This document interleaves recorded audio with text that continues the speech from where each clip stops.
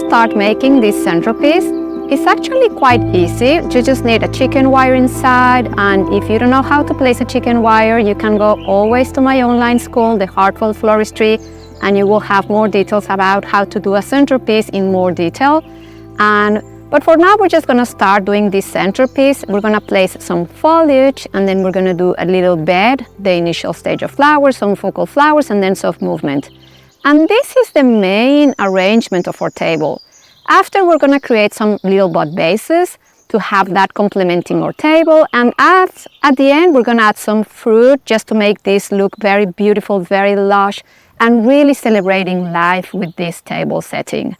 So the first thing we do is always creating shape. As you know that, I like to use foliage not as something mechanical, but something that gives me the shape of my arrangement. And I'm going to use these beautiful flowers. I'm just going to start placing them, creating a beautiful shape. Remember that when you're doing a centerpiece for a table, you don't want to go that high because you don't want guests to be disturbed by flowers. You want them to be celebrating your flowers. And if you make it really high, they might just want to push away the flowers. You want to make sure that they are not so high, just to start creating something that feels beautiful to you. Don't think too much about it. Now that you start adding more flowers, everything will get more support. But for now, just pretty much make sure that you are creating something that feels nice and soft, always very organic. Because I know most of you might not be familiar with doing centerpieces, or maybe you just want to learn how to style a table to celebrate your friends and gather some people around. Just remember a few principles that I think are very important when you are creating a table. The first one for me, and the most important, is that you want to have all your flowers to have space to breathe. That means that you will always take care that all the flowers that you place really feel airy, that you don't squish them, that you really don't force them inside. The secret of creating something that looks really beautiful and really organic is the way you treat the flowers, the way you place them. So if you use a lot of care to do it, the flowers will look just beautiful. The other thing that I think is really important when you are creating a centerpiece is that if you understand that grouping flowers will make the flowers look more beautiful, that's also something nice. As you can see, instead of me going everywhere, I'm trying to create groups of flowers with this first selection. I love this yarrow, always to create the first layer of my arrangement. If you know me, you know that I adore yarrow. I think it's just a beautiful way of doing the first layer of your arrangement, but also a really good excuse to start building your color palette. So what I'm going to do is I'm going to go from one side to the other side of my arrangement using this yarrow to create this first layer, which is going to be so helpful also because it's going to cover some of the mechanics. And I'm already thinking how I'm going to complement this with the fruits that I have here. I have these beautiful guavas, these beautiful kiwis, and all that's going to complement the table at the end. I'm going to cut this one a bit shorter. Just place it here. The next thing you have to do after you have created shape, you have a first layer of flowers, is to start putting your focal flowers. I'm going to use for this layer these beautiful peaches and cream. I just adore them. As you can see, I cut them in different stages so that we can see these flowers just in different sizes, but also with different movement and different texture. So I'm going to start by placing some of these focal flowers. And I usually like to place my focal flowers outside, somewhere here, where they can just, start building something from the outside. This one is fairly big and it's really beautiful. So I think it will be more beautiful to have her on the side so that she doesn't take all the attention of my arrangement. So I'm just going to place it somewhere here.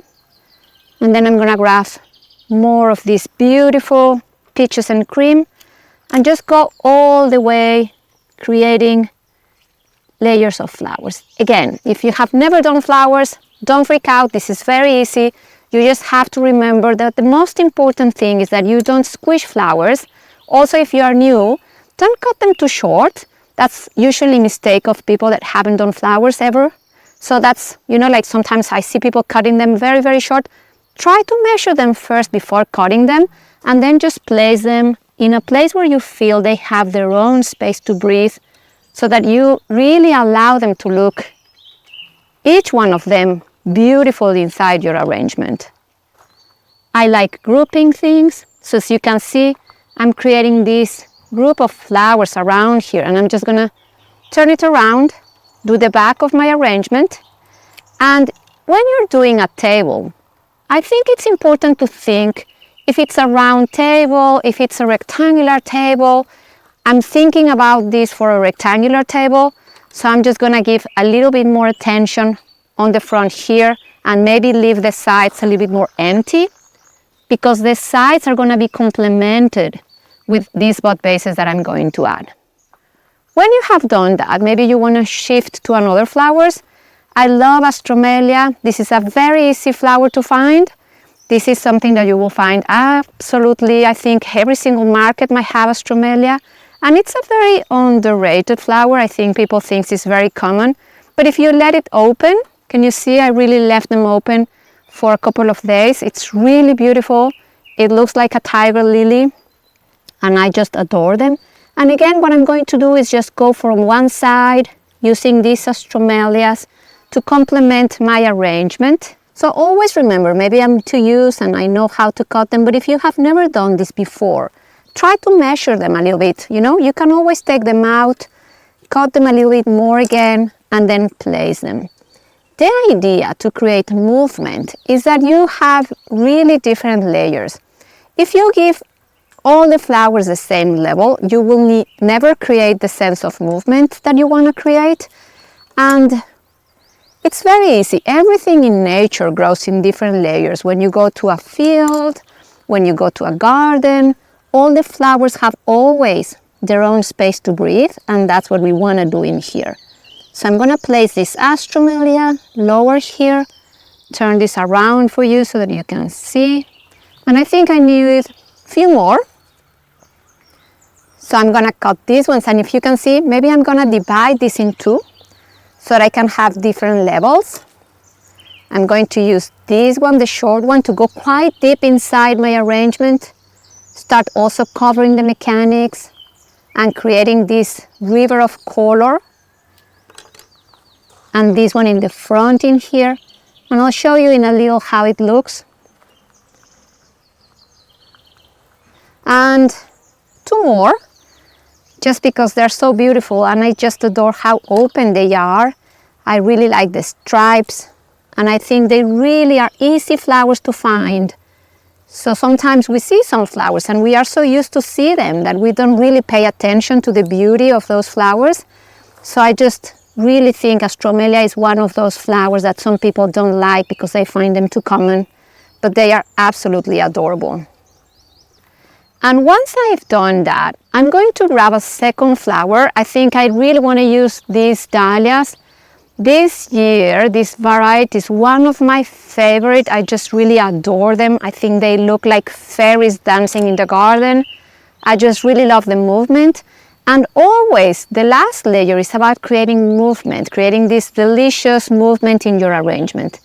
So I'm going to place a few here. Different heights. Remember, you can never create a sense of movement if you have the same height. And this absolutely gorgeous stem, I'm going to place it a little bit high. The truth is that if you have your guest, you don't want to have a lot of high elements that have a lot of volume and take a lot of space. But this one really don't harm because they have a lot of air, and you can see your guests in between the flowers. I think that's beautiful. One more. Look at the shape of this one. That's why it's so important to choose flowers in different stages. Some of them are more open, some of them are more closed, and that allows you to see the beauty of the flowers in all the stages. Don't be afraid of using flowers that are about to fade. It's beautiful to celebrate all stages of life. But because this one I know it's a little bit older. I'm just gonna give her a little bit more support so that she's, you know, holding herself with the other flowers. And just one more here going out of the vessel. And I'm just gonna turn it around, take a little bit of distance and see how this looks. I think it's going to be very beautiful. Actually, the stem was out. Okay, now there it is. And now I'm going to add some of these beautiful pompon dahlias. Again, how beautiful they are. I adore them. They are always my favorite. I always use them. And again, they're going to give this arrangement a lot of movement in my arrangement. I'm going to grab 2 more, and that's it. How gorgeous these little buds are. I just really love them to create movement. The beautiful curvy stems they have. Also, I'm going to use them inside this arrangement. I'm going to add 1 more pompon here, and then I'm going to grab and add maybe another one on the other side. But I want to show you how this looks. And maybe 2 more. How gorgeous these doubles are. And you want to follow the shape of these flowers. You don't want to force them into doing anything they're not. What I think is this has to go in this direction. So I'm just going to place them inside here, come in here. Just allow them to do whatever they need to do in my arrangement. Once I'm here, I'm going to start covering a little bit more the mechanics, and for that I'm going to use a little bit more yarrow because I want to cover and, you know, don't show the chicken wire. So don't do that at the beginning too much. It's better to wait till the end to cover the mechanics so that you really allow your flowers to have air and space to breathe. That's it. I really like it. I hope you can see it from this side. I think it's going to look so gorgeous on this table. Just maybe a little bit more of the mechanics here, just to cover a little bit the neck. You don't want to see the neck in here, you know, the neck of your vessel. But apart from that, you know, covering these parts that are very close to the neck, and those you want to cover them. And the tape that is holding the chicken wire. I'm going to add 1 more astromelia there. I'll show you in a second what I mean. Just there, and pretty much I was covering the neck of my arrangement. After we've done our centerpiece, we're going to complement this table using beautiful bud vases. And for that, it's just very easy. You just have to have different types of flowers with different heights, different volumes to create something that feels its movement all the time. I'm also going to use fruit. I'm going to use tomatoes. I adore the scent of tomatoes. Here what we're trying to do is celebrate all senses. It's just not about seeing, it's about smelling beautiful fruit and just creating something that feels incredibly delicious all along the table. So the centerpiece is going to be here, and next to it I'm going to grab these beautiful poppies, and it's really funny, but I have nothing to do with this. It's just the way they are. It's absolutely divine. So you just have to grab some poppies and just place them in a bud vases using different heights. It's really easy. They truly do everything for you. You don't have to do anything. They are these beautiful, delicious flowers with amazing movement. Just make sure that you measure them a little bit. You don't want them too high, but also not too short. It's always nice to really convey the movement of these flowers, and you don't need that many, just a few stems. They are just gorgeous. So I'm just going to place a third one lower than this. Now, again, I'm just using different heights to convey movement. And really, there's no necessary to put another one. I think it's nice also just to have 3 of them. And this arrangement will be next to the other one. So this sense of movement comes from here, goes here, and then all the way there. I also have these beautiful smaller ones that can be part of this. I'm gonna place it here so that you can see it. And for this, I'm going to use another type of flower. And I just really adore these ones. I think they're very beautiful. I love that it's a different texture completely. It's another shape, and they can be lower. So the way you do this is just grab the stem, just measure a little bit the base, and place them closer to the neck. This one is smaller, can go to the other side, and then maybe one more. So easy. It's just the only principle you need is always allow each flower to have their own space to breathe. Don't cramp them. Let them do their own thing, you know. How wonderful is the shape of this flower. So I'm just gonna really allow that to come out of the base. As simple as that. You don't have to force that. It's very easy, super simple. And that's going to be part of this arrangement. I'm going to place it here on the side of the table. And maybe this side is a little bit more playful. For that, I'm going to use one of these trays. You can have different shapes of vessels. This is just a little tray. I'm going to use a pink frog. For those who doesn't know what is this is used in Japanese arrangements. And it's called a kensan, a frog. And it's really helpful because it allows you to hold the stems. So what I'm going to do is this one has already the kensan, and it has some tomatoes that I placed here because I cut them this morning in my garden. And I'm just going to put them here. And how beautiful it is to have some tomatoes in the table as well. The scent is beautiful. It's delicious.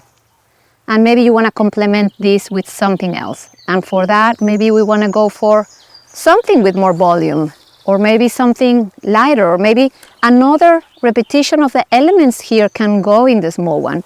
So maybe for that, I'm going to use one of the peaches and cream. This beautiful flower can go in the small one, but because this is so short, can you see how little we have to cut it? But it's going to look so divine just there. So I'm going to cut it quite short, very short indeed, because it has a very heavy head, and just place it here and leave it there. So the repetition of some of the elements is also nice because you are trying to create something that speaks to all the elements in the table. And then talking about that, these beautiful, adorable pompons could be also part of this table, maybe in this corner. I'm going to add a few more.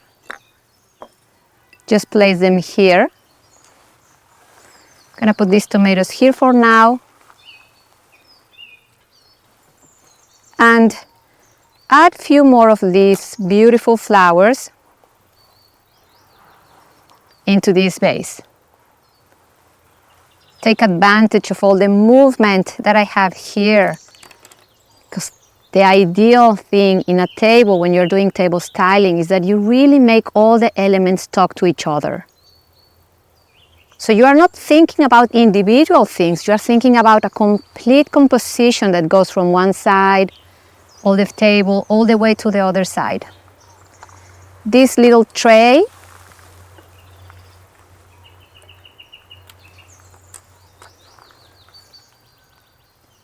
I'm going to use it to place some of these beautiful guavas. The color is beautiful for this table. Again, we're just celebrating everything about life and nature, so nothing has to be perfect, you know. And then I adore cutting the fruit because sometimes fruit is so beautiful in the inside.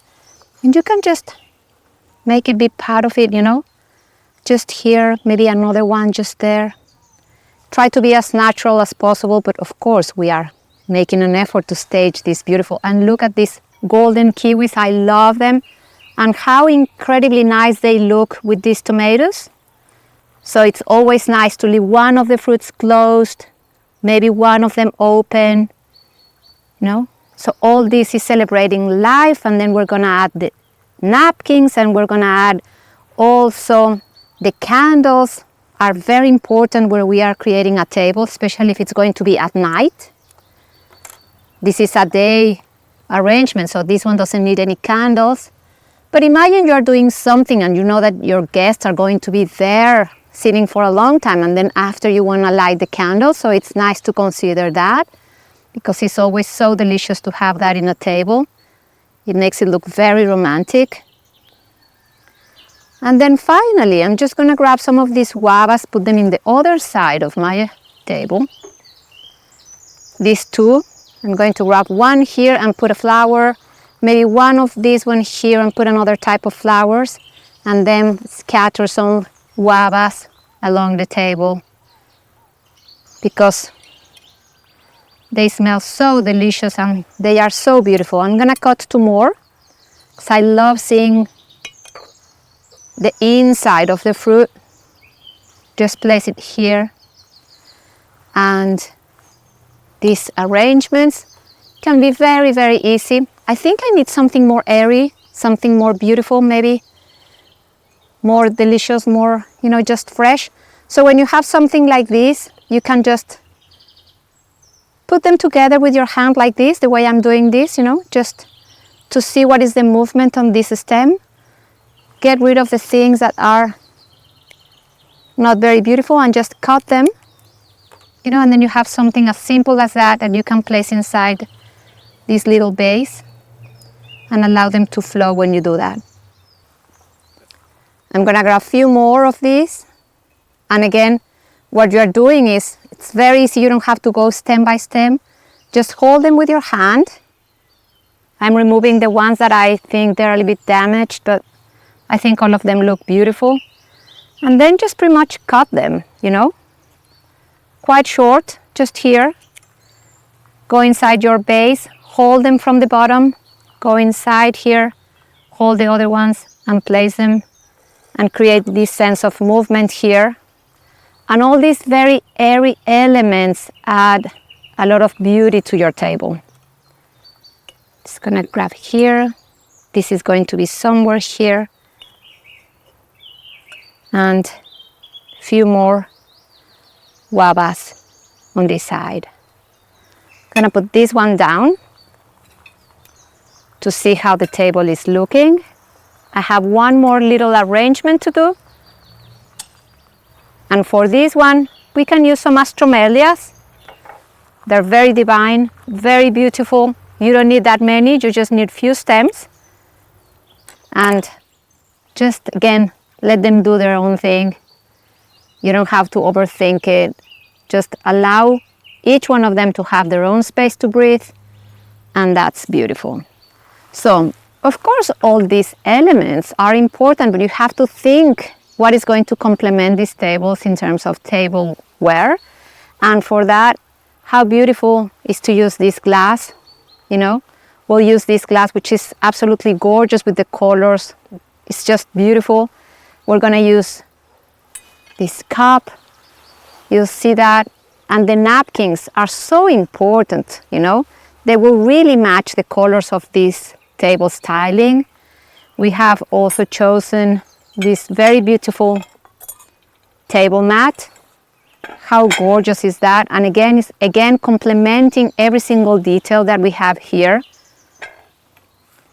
The plates are beautiful. The cutlery doesn't have to be anything special about the cutlery. Well, it can be special, but if you don't have to worry about that. And one little element that I want to enhance is that sometimes we think it has to be fruits and vegetables, but part of the table styling could be also this beautiful, for example, Himalayan salt. How beautiful is the texture of this with all the elements that we have?